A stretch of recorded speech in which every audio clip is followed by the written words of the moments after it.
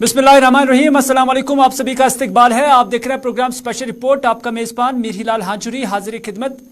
नाज़रीन, special report में आज भी मुतअद्दिद खबरें आया चाहती हैं। पॉलिटिकल रिएक्शंस, जहां तक इलेक्शंस को होने का ताल्लुक है और जहां तक चीफ इलेक्शन कमिश्नर के द्वारा जम्मू कश्मीर के हवाले से खबरें चल रही हैं और उसके हवाले से मुतअद्दिद पॉलिटिकल पार्टीज ने अपना रिएक्शन दिया है और इसे एक वेलकमिंग स्टेप करार दिया है। यानी पॉलिटिकल पार्टीज ने कहीं ना कहीं हामी भर ली है इस चीज के लिए कि अब सरकार जम्मू कश्मीर के अंदर साल 2023 के अंदर ही इंतखाबात कराने के मूड में है।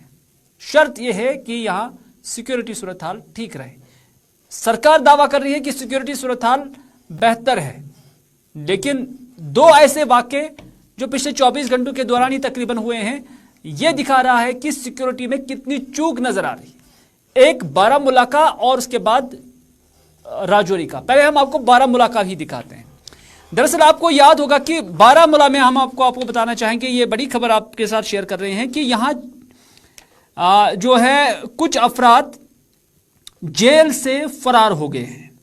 दरअसल 17 मई साल 2022 को यहां पर एक वाइन शॉप पे हमला हुआ था, जो कि कोर्ट कम्प्लेक्स के नजदीक जो बारामूला के अंदर है, वहां पर एक शख्स मारा गया था। फिर उस वक्त पुलिस ने तहकीकात की थी और जो तहकीकाती अमल चला तो 5 अफराद की गिरफ्तारी अमल में लाई गई थी। उस दौरान फिर एक बच्चे को रिहा किया गया था, जबकि 4 अफराद को सब जेल बारामूला के अंदर बंद किया गया था। और इन्हीं 4 अफराद से SIA ने भी एक बारी जो है पूछताछ की है, उनसे क्वेश्चनिंग की है। लेकिन आज दौरान शब्द यह खबर आई है कि यहां 2 अफराद सब जेल बारामूला से फरार हो गए। फरार कैसे हो गए, जेल से कैसे फरार हो गए, जब आपके पास सिक्योरिटी भी है, जब आप हाइपर सेंसिटिव इलाका जो पूरे मुल्क के अंदर जम्मू कश्मीर है और वहां पर 2 कैदी भाग जाते हैं। और ये कोई आम कैदी नहीं है, बल्कि इन्हें पुलिस का मानना है कि ये लश्कर तैयबा के साथ वाबस्ता है। तो इस तरह से 2 अफराद या 2 मिलिटेंट, जो पुलिस कहती है कि ये मिलिटेंट थे, तो इस तरह से दोनों मिलिटेंट यहां से फरार हो गए। और जो ही ये फरार हो गए, चाहे दौरान शब फरार हुए या सुबह के अवकात में फरार हुए, उसके बाद यहां पर सर्च ऑपरेशन चलाया गया है, सिक्योरिटी को हाई अलर्ट पे रखा गया है। इरशाद जो है हमारे साथ बारामूला से इस वक्त हमारे साथ लाइन पर मौजूद है। पूरी डिटेल्स के साथ इरशाद से हम राब्ता कायम करने की कोशिश करेंगे। जी हाँ इरशाद, जानना चाहेंगे कि आज सुबह या दौरान शब ये वाक़ा पेश आया और माना जा रहा है कि 2 मिलिटेंट सब जेल से फरार हुए। इससे क्या पुलिस कहती है? सिक्योरिटी एरर है, सिक्योरिटी चूक है, सिक्योरिटी लैप्स है? और अगर सिक्योरिटी लैप्स है तो उस पर क्या कोई कार्रवाई हुई है?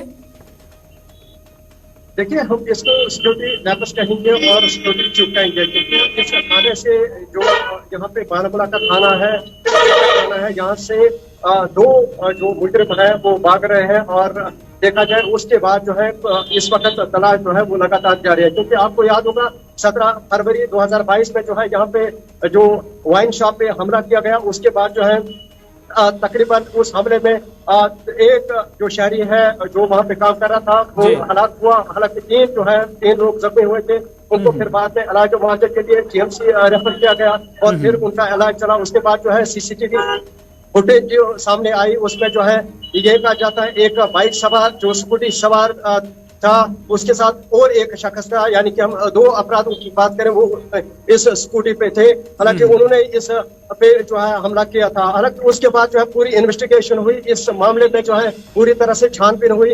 हालांकि ये पता चला कि कुछ वक्त 5 लोगों को जो है पुलिस ने दर दबोचा और एक जो है नाबालिग था, एक को छोड़ दिया गया था, 4 जो है पुलिस कस्टडी में थे।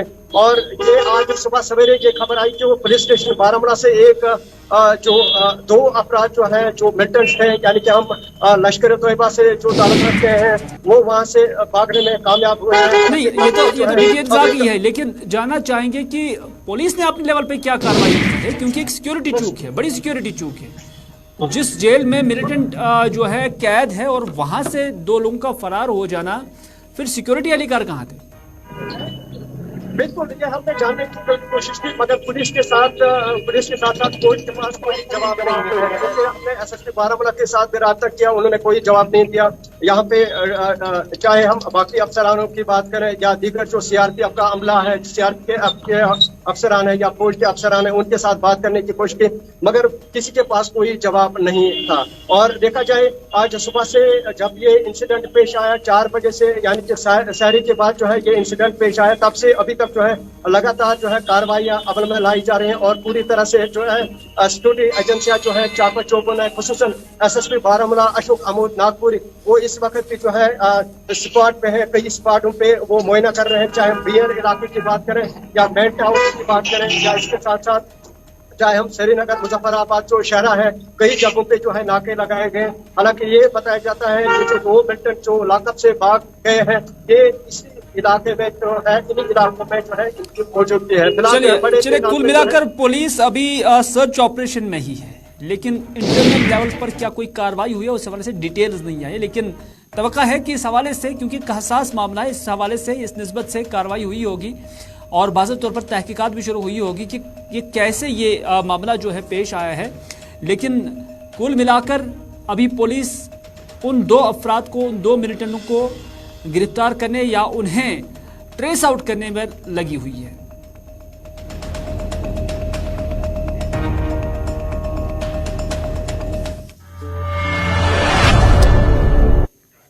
ये तो बारामूला का हाल था, लेकिन राजौरी का हाल भी बेहाल है। सिक्योरिटी एरर्स जो हर जगह पर देखे जा रहे हैं, क्योंकि राजौरी के कोर्ट कॉम्प्लेक्स में जो माल खाना है, वहां पर जो जब्त शुदा माल था जिसमें मंशियात और गोल्ड, माना जा रहा है कि वो गायब हो गया है और अंदेशे हैं कि शायद इसे चोरों ने यहां से चुरा के लिया है। मामला क्या है? जमशेद मलिक इस वक्त हमारे साथ है। जमशेद से ही जानने की कोशिश करेंगे कि आखिर ये वाक़ा कब हुआ और इस निस्बत अभी तक क्या पूछगछ हुई है।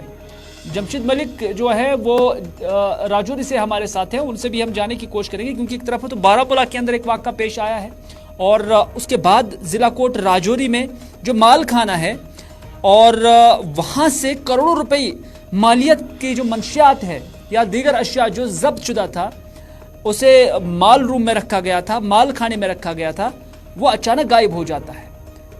गायब किसने किया है? क्या चोरी हुई है या कुछ और है? इसकी अभी तहकीकात चल रही है, लेकिन पुलिस कहां पर पहुंची है, किस नतीजे पर पहुंची है, ये जानने की कोशिश करेंगे हम जमशेद से। जमशेद, जानना चाहेंगे कि कब ये वाक़ा हुआ है और अभी तक इस हवाले से क्या कुछ स्टेटस है, क्या कुछ अपडेट है इस खबर के हवाले से? फिलहाल बिल्कुल, अगर राजौरी कोर्ट की बात करें तो देर रात को ये मामला सामने आया था। हालांकि हम ये कह सकते हैं कि 1 रोज पहले ये मामला सामने आ सकता था, मगर कल जिस तरह हमने देखा कि अचानक पुलिस की कुछ टीमें डिस्ट्रिक्ट कोर्ट के अंदर पहुंची है, जहां पे तलाशी कार्रवाई भी हमने देखी है, क्योंकि डिस्ट्रिक्ट कोर्ट के अंदर से एक बड़ी चोरी हुई है। चोरी करने वाले माल खाने से चोरी हुई है। माल खाने के चोरी से जहां तक बताया जाता है ड्रग्स काफी तादाद में गई है, करोड़ों की ड्रग्स इस माल खाने के अंदर से चोरी हुई है और उसके बाद सोना भी यहां से चोरी हुआ है। जिस तरह बताया जा रहा है कि उसके बाद, क्योंकि अगर इस डिस्ट्रिक्ट कोर्ट राजौरी की बात करें, इससे पहले भी एक बार यहाँ इसी तरह ड्रग्स की चोरी हुई थी, मगर उसमें मुलव्वस पुलिस एहलकार पाए गए थे। मगर इस बार बड़ा मामला सामने आ रहा है, क्योंकि डिस्ट्रिक्ट कोर्ट के अंदर से चोरी होना, वो भी माल खाने के अंदर से चोरी, और ऐसे माल खाने के अंदर से चोरी जहां बड़ी तादाद में पुलिस एहलकार आपको नजर आते हैं। और माल खाने के बिल्कुल सामने एक चौकी भी है जहां 24 घंटे एक सिपाही खड़ा रहता है। और इस चोरी के बाद अब पुलिस ने आगे कार्रवाई शुरू कर दी। हालांकि कल जब देखा गया कि उसके बाद स्पेशल डाक जो लाके उनके छोड़ा गया, तो वो सिर्फ कुछ दायरे के अंदर ही रहे, उस दायरे से बाहर नहीं निकले। हालांकि अभी तक पुलिस की तरफ से इस पे ऑफिशियल कोई बयान जारी नहीं किया गया, मगर पुलिस की तरफ से कार्रवाई करते हुए जराये से जो खबर सामने आई है कि इसमें जितने भी पुलिस एहलकार ड्यूटी पर तैनात थे, जिसमें SPO थे, उनको डिसंगेज कर दिया गया और जो परमानेंट कांस्टेबल थे उनको सस्पेंड करके अटैच करके आगे कार्रवाई शुरू कर दी है। फिलहाल इंटरिम स्तर पर जो कार्रवाई करनी थी वो उन पुलिस अधिकारियों के खिलाफ की गई है, लेकिन माल किसने लिया है, चोरी कैसे हुई है, उस हवाले से अभी तक कोई भी इत्तला नहीं मिल रही है। चलिए, जमशेद के साथ राब्ता मुनक़ता हो चुका है। फिलहाल खबर यही है कि जो वहां पर तैनात पुलिस एहलकार थे इस जिला कोर्ट कॉम्प्लेक्स पर, उसके मालखाने पर, तो उन्हें फिलहाल डिसएंगेज किया गया है, क्योंकि ये SPOs थे। और साथ ही साथ अभी चोरों के हवाले से कि माल कैसे गायब हुआ, चोर कैसे यहाँ पर आए और फिर कैसे फरार हुए, तो उस निस्बत से अभी तक कोई अपडेट नहीं है। बहरहाल पुलिस जो है इस ज़िम्मन में तहकीकात जारी रखी हुई है।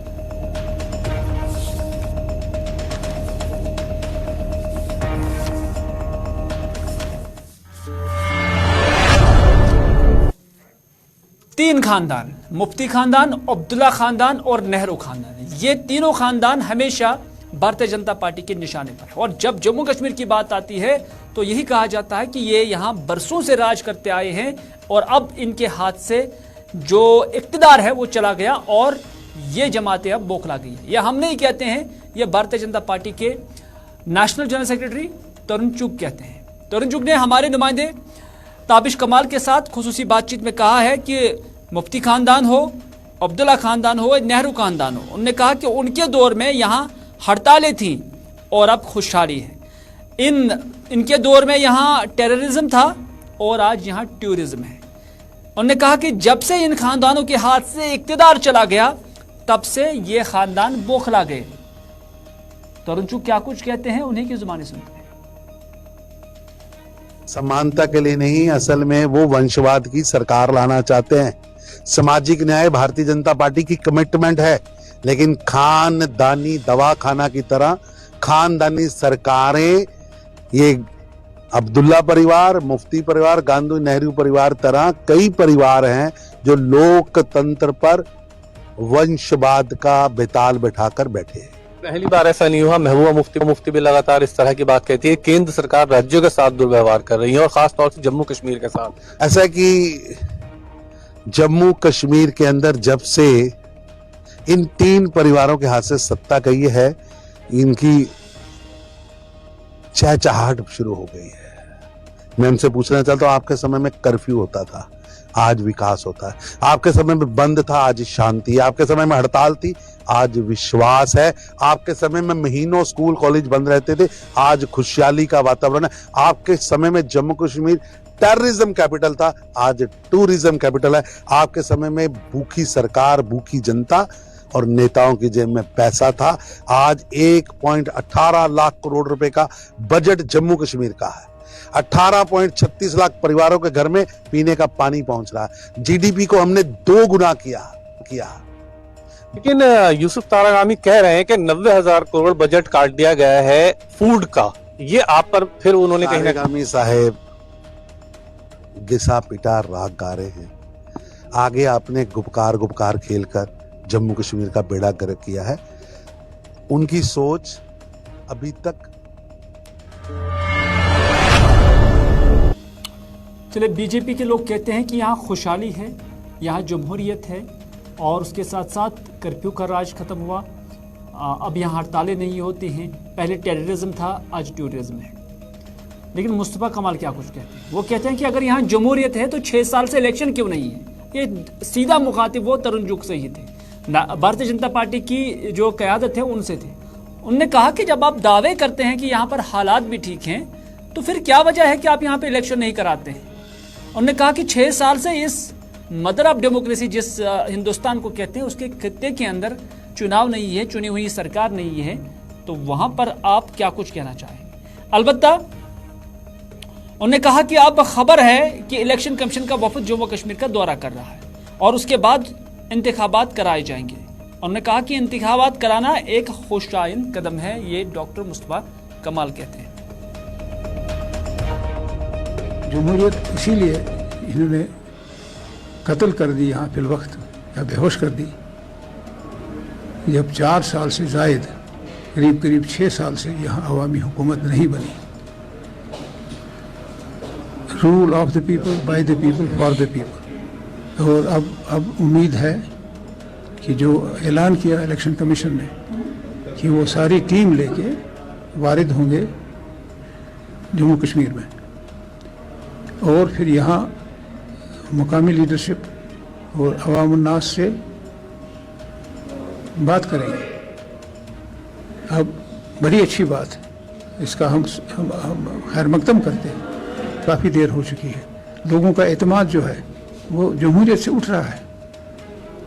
जो अब उंगलियां उठा रहे हैं, यही जमहूरी निज़ाम है जिसमें मनमानी चीज़ें हो रही हैं। तो मुझे उम्मीद है इलेक्शन कमीशन जो है पूरा इख्तियार है और वो जो है इस बारे में अपना हुक्मनामा जारी करेंगे ताकि लोगों की तशवीश जो इस वक्त है, जो मायूसी में बदल गई है, उसको दूर किया जाए। जब मायूसी आ जाती है तो उसका फिर इलाज होता नहीं। ये अच्छी बात है इसका हम पार्टी के सतह पे भी, मैं ज़ाती तौर पे भी खैर मकदम करता हूँ और उम्मीद है लोग भी पूरा साथ दे के जो भी उनके साथ सिफारिशात हैं, जो भी मीटिंगें हैं उसमें। डॉक्टर मुस्तफा कमाल से पूछा गया है कि सईद मोहम्मद अल्ताफ बुखारी को Z+ सिक्योरिटी देने की खबरें आ रही हैं, तो उस पर उन्होंने कहा कि ये Z+ सिक्योरिटी उन्हीं को दी जा रही है जो बीजेपी सरकार के कभी काम आए हैं। यानी बड़ा तनकीद उन्होंने किया है सईद मोहम्मद अल्ताफ बुखारी की सिक्योरिटी को लेकर। यानी मुस्तफा कमाल का यही मानना था कि सईद मोहम्मद अल्ताफ बुखारी दरअसल बीजेपी के साथ ही है। उन्होंने कहा कि आज बुखारी साहब को दी जा रही है, उससे पहले गुलाम हसन मीर साहब को दी जा रही थी। ये दरअसल इन्हीं के लिए काम करते हैं और लोग इसको अच्छी तरह समझ भी रहे हैं। लेकिन कल ही और आया है कि जो अल्ताफ बुखारी अपनी पार्टी के प्रेसिडेंट, उनको Z+ सिक्योरिटी प्रोवाइड की जा रही है, क्या कहेंगे? ये तो साफ जाहिर है, एक कम अकल वाला भी समझता है कि इनको क्यों दी गई है।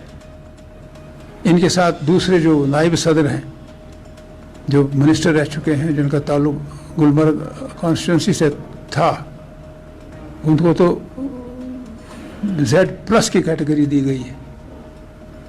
आज इसको दे रहे हैं जो सदर है पार्टी का, तो वहाँ भी इन्होंने वो उन बंदों को देना है जिन बंदों ने इनको वक्त वक्त पे मदद की है। और ये एक जो जगह जगह जो लीडरशिप खड़ी कर रहे हैं इलेक्शन में, ताकि लोग जो हैं बिखर जाएं, लेकिन मुझे पूरा यकीन है अवाम समझदार है, वो जानती है कि कौन कब का यहाँ है, कौन किस लिए आया है, कौन किसने पार्टी बनाई है, क्यों बनाई है। जमहूरी निज़ाम है, कूद गए कोई अपनी 4 आदमी लेके, 40 आदमी या 400 आदमी लेके मैदान में, इसमें कोई एतराज़ नहीं है। लेकिन लोग समझ गए हैं, लोग बेवकूफ़ नहीं हैं। ये दरपर्दा जो है मरकज़ का ही काम कर रहे हैं, मरकज़ में जो सरकार है उसका काम कर रहे हैं। ये अफसोस की बात है। इस पर हज़रत शेखुल आलम अलमदारी कश्मीर ने कहा है, दिल का गए हो एक सी जाए सम हो, एक सी रजलम हो, दिल में राय है दहन गाओ। यानी उन्होंने भी इत्तेहादुल इत्तिफाक की बात की थी। यहाँ तो आए दिन नई पार्टियाँ वजूद में आती हैं, तो उससे नेशनल। बडगाम में आज अपनी पार्टी का एक रोज़ा कन्वेंशन था, एक मीटिंग थी जिसमें पार्टी के सीनियर लीडर मुंतज़िर मोहिद्दीन ने यहाँ इसकी सदारत की। और उसके बाद इस मीटिंग के बाद जब उन्होंने मीडिया नुमाइंदों के साथ बात की तो उन्होंने कहा कि उम्मीद बढ़ गई है कि जम्मू कश्मीर में इंतखाबात कराए जाएंगे। ताहम उन्होंने कहा कि यह बदकिस्मती की बात है कि दुनिया के सबसे बड़े जमहूरी मुल्क के एक खत्ते में डिक्टेटरशिप चल रही है। यानी उनसे मुराद जम्मू कश्मीर था कि यहाँ डिक्टेटरशिप है। उन्होंने कहा कि चूंकि अब सिग्नल्स आ रहे हैं कि अब यहाँ इंतखाबात होंगे, जो एक खुशआइन बात है।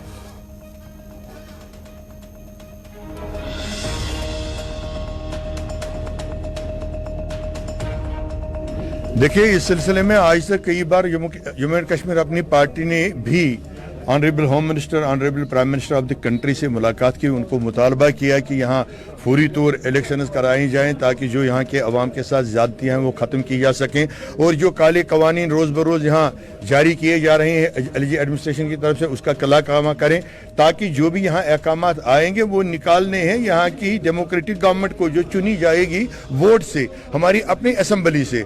तो इतने बड़े डेमोक्रेटिक कंट्री में, बहुत ही दुनिया का सबसे बड़ा जमहूरी मुल्क है हमारा मुल्क हिंदुस्तान, लेकिन उसके बावजूद यहाँ इलेक्शन नहीं हो रहा, हम डिक्टेटरशिप में काम कर रहे हैं। तो हमारा पुरजोर मुतालबा रहा है, आज भी है, लेकिन एक उम्मीद बढ़ गई है जो हाल ही इलेक्शन कमिश्नर साहब ने बयान दिया और होम मिनिस्ट्री की तरफ से भी ऐसे सिग्नल्स आए हैं कि इंशाअल्लाह ताला 1-2 महीने के अंदर यहाँ अनकरीब इलेक्शन होंगे और यहाँ के अवाम को उनकी सरकार मिलेगी, उनको ये ताकत मिलेगी वो अपनी मनपसंद सरकार को चुन ले। डिविजनल कमिश्नर कश्मीर का एक स्टेटमेंट है कोविड को लेकर। उन्होंने कहा कि अगर जो कोविड का ग्राफ अभी जम्मू कश्मीर के अंदर बढ़ रहा है, ताहम घबराने की कोई जरूरत नहीं है। दरअसल आज डिविजनल कमिश्नर कश्मीर और director health services Kashmir divisional level workshop of various key stakeholders for implementation of national tobacco control programme में आज मीटिंग थी और उस पर अपना गुफ्तशनीद करने के बाद जब मीडिया नुमाइंदों के साथ डिविजनल कमिश्नर कश्मीर ने बात की तो विजय कुमार बदूरी ने कहा कि यहाँ कोविड सिचुएशन जो है वो अंडर कंट्रोल है। उन्होंने कहा कि कुछ सीजनल फ्लूज हुए थे और लोगों को फिलहाल घबराने की कोई ज़रूरत नहीं है। उन्होंने कहा कि government is ready to tackle any situation जो भी जम्मू कश्मीर के अंदर कोविड को रिलेटेड अगर इरप्ट हो जाती है तो उसको जो है टैकल करने के लिए जम्मू कश्मीर खासतौर पर जो सूबाई इंतजामिया है वो मुकम्मल तैयार है। उन्होंने कहा कि अगर केसेस बढ़ गए, ज़्यादा केसेस बढ़ गए तो जो काउंटर एक्शन प्लान है उससे भी तरतीब दिया जाएगा। देखो, टूरिज्म सीजन स्टार्ट हो रहा है। हमारे टुलिप गार्डन को वर्ल्ड ओवर जो है लोग वहाँ से अभी आ रहे हैं, इसको देख रहे हैं। तो अभी हम जो, जैसे मैंने आपको बताया, अभी बिल्कुल सिचुएशन अंडर कंट्रोल है। इट्स बीइंग मॉनिटर्ड और मे बी सीजनल भी फ्लक्चुएशंस जो है इसमें आती है थोड़ी बहुत। पिछली बार भी अगर आप देखोगे तो उसको बिल्कुल मॉनिटर किया गया। अभी घबराने की कोई बात नहीं है, लेकिन अगर किसी को लगे तो उसका मतलब लाइटली ना लें, उसकी तुरंत टेस्टिंग कराएं और अपना कोविड अप्रोप्रिएट बिहेवियर जो है वो स्टार्ट करें। बिकॉज ऑफ गाइडलाइंस फॉलो नहीं हो रही है प्रॉपरली, क्या कुछ स्ट्रिक्टली कुछ इम्प्लीमेंटेशन का कुछ आएगा आगे आने वाले दिनों में? देखिए, अगर ये केस बढ़ेंगे तो ऑब्वियसली हमें करना पड़ेगा। उसका ग्रेडेड एक्शन प्लान तो रहता ही है, उसमें हम करेंगे आगे। इधर director health services Kashmir doctor Mushtaq Ahmad Rathir ने इसी मीटिंग के बाद ज़राए ब्लॉक के नुमाइंदों से बात करते हुए कहा कि आजकल मामलात बढ़ रहे हैं, लेकिन हमें बिल्कुल फिक्र करने की ज़रूरत नहीं है, अलबत्ता अलर्ट रहना बहुत ज़रूरी है। उन्होंने कहा कि महकमा हेल्थ टेस्टिंग, ऑक्सीजन और दीगर ज़रूरियात की सहूलियात की दस्तियाबी को यकीनी बना रहे हैं ताकि लोगों को मुश्किलात का सामना न करना पड़े। डॉक्टर राथिर ने कहा कि आवाम में से किसी भी फर्द को कोई भी सिम्टम लगे तो उन्हें फौरन टेस्ट करके प्रोटोकॉल को अपनाना चाहिए। ये डॉक्टर मुश्ताक अहमद राथिर जो कि डायरेक्टर हेल्थ सर्विसेज कश्मीर है, उनका स्टेटमेंट है। मैं ये ज़रूर कहूँगा कि उतना अभी नहीं है कि हमने घबराने वाली कोई बात नहीं है, लेकिन प्रिवेंटिव मेजर्स हमने लेने चाहिए। और मैंने कल ही आपने देखा होगा हमारा एक सर्कुलर भी निकला जिसमें तमाम जो मेरे CMOs थे, BMOs है या मेडिकल सुपरिटेंडेंट्स हैं, उनको हमने बोला कि टेस्टिंग बढ़ाइए। टेस्टिंग बढ़ाने का मतलब यही होता है कि जितना जल्दी अर्ली हम इसको कैच करेंगे उतना अर्ली इसको आइसोलेट करेंगे, ट्रीटमेंट भी अर्ली हो जाएगा और फैलने के कम चांसेस रहते हैं। बाकी जो हमारा हर एक सिस्टम, कल जो 10th को गवर्नमेंट ऑफ इंडिया की तरफ से एक डायरेक्शन आई है कि हम एक ट्रायल रन और करेंगे। जो भी हमारे पास ऑक्सीजन सिस्टम या जो भी कोविड को लगता है, चाहे वो वेंटिलेटर हो, चाहे वो कंसनट्रेटर्स हो, चाहे वो ऑक्सीजन सिलेंडर्स हो, चाहे वो वार्ड्स, हमारे हम इसकी रेडीनेस देखेंगे। 10th को एक मॉक ड्रिल भी होगा, थ्रू आउट कश्मीर होगा, हर एक जगह पे ये देखेंगे। बाकी टेस्टिंग भी बढ़ रही है। जो भी सिम्टोमेटिक होगा, मेरी आप लोगों से गुजारिश है, लोगों को कहे कि वो हमने अपने हॉस्पिटल्स में ये पूरा सिस्टम जो तो नाज़रीन, आज के स्पेशल रिपोर्ट में बस इतना ही। अपने मेज़बान मीर हिलाल हांजरी को दीजिए इजाज़त, इस वादे के साथ कि अगर जिंदगी रही तो आपसे फिर होगी मुलाकात। तब तक के लिए खुदा हाफिज़, फी अमानिल्लाह।